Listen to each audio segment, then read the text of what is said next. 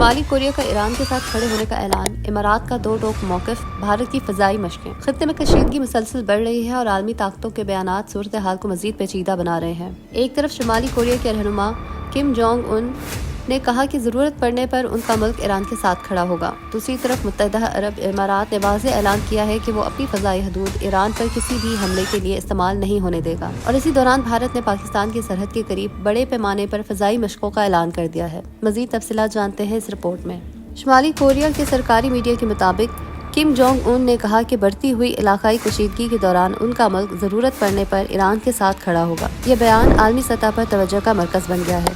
تجزیہ کاروں کے مطابق شمالی کوریا کے سرکاری بیانات عموماً اسٹریٹجک پیغام رسائی ہوتے ہیں۔ ایسے بیانات مخصوص عالمی طاقتوں کو اشارہ دینے کے لیے جاری کیے جاتے ہیں۔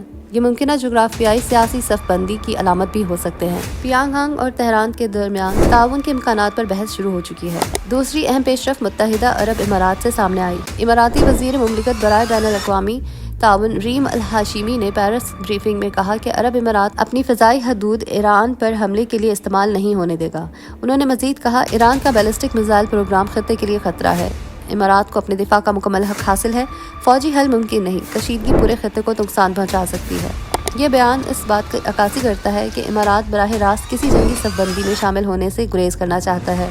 رپورٹس کے مطابق ایرانی حملوں کے بعد تہران میں اماراتی سفارتخانہ بند کر دیا گیا اور سفیر کو واپس بلا لیا گیا۔ دوسری جانب ابوظہبی کی عسکری حکام کا کہنا ہے کہ امارات حالت جنگ بندی میں ہے۔ امارات حالت جنگ میں ہے۔ ترجمان وزارت دفاع نے کہا کہ اماراتی مسلح افواج مکمل جنگی تیاری کی حالت میں ہیں اور خود مختاری پر کوئی سمجھوتہ نہیں ہوگا۔ ایک اور اہم خبر یہ سامنے آئی ہے کہ چین نے ایران کو ہائپرسونک اینٹی شپ میزائل فراہم کیے ہیں۔ اگر یہ دعویٰ درست ثابت ہوا تو یہ خلیجی اور عالمی بحری توازن پر اثر انداز ہو سکتا ہے۔ یہ پیش رفت عالمی طاقتوں کے لیے بھی تشویشناک کا باعث بن سکتی ہے، کیونکہ ہائپرسونک ٹیکنالوجی جدید ترین دفاعی ہتھیاروں میں شمار ہوتی ہے۔ اسی دوران بھارتی فضائیہ نے پاکستان کی سرحد کے قریب بڑے پیمانے پر فضائی مشقوں کا اعلان کیا ہے۔